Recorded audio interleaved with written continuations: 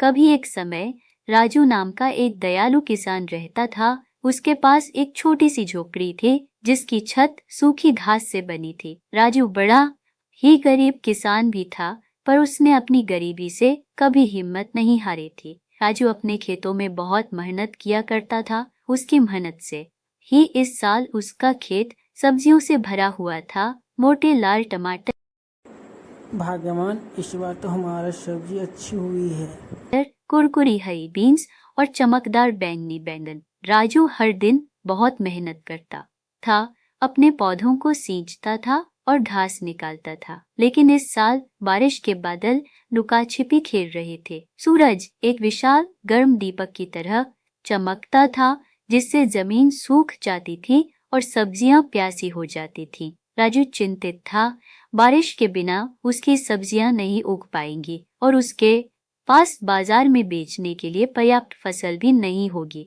वह अपनी छोटी बेटी रानी के लिए नए जूते या मीठे जलेबी, तले हुए आटे का नाश्ता नहीं खरीद पाएगा। एक सुबह राजू उदास महसूस कर रहा था। जब वह अपनी झोपड़ी के पास बैठा था तो एक छोटी सी गौरैया उसके कंधे पर आकर बैठ गई। चहचहाट चहचहाट। गौरैया ने सिर झुकाते हुए कहा, मुंह लटकाए क्यों बैठे हो राजू? राजू हैरान था। एक बोलने वाली गौरैया। उसने सूखी जमीन और भूखी सब्जियों के बारे में अपनी चिंता बताई। गौरैया ने धैर्यपूर्वक सुना। चिंता मत करो राजू, वह चहचहाई। मुझे एक गुप्त स्थान का पता है। आम के ऊंचे पेड़ के पीछे एक छिपी हुई धारा बहती है। इसका पानी आपकी सब्जियों को फिर से हरा भरा कर देगा।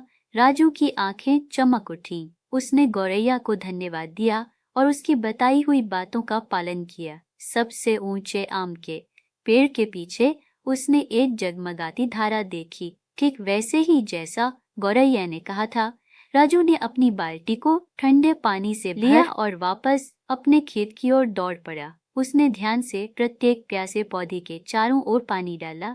सब्जियां खुशी से चहकती हुई लग रही थीं। उनकी पत्तियां चमकीली हरी हो गईं। कुछ दिनों बाद आखिर बारिश आ ही गई। कोमल बूंदें छत पर टप टप टिकी, जिससे राजू का दिल खुशी से भर गया। उसकी सब्जियां बड़ी और मजबूत हो गईं।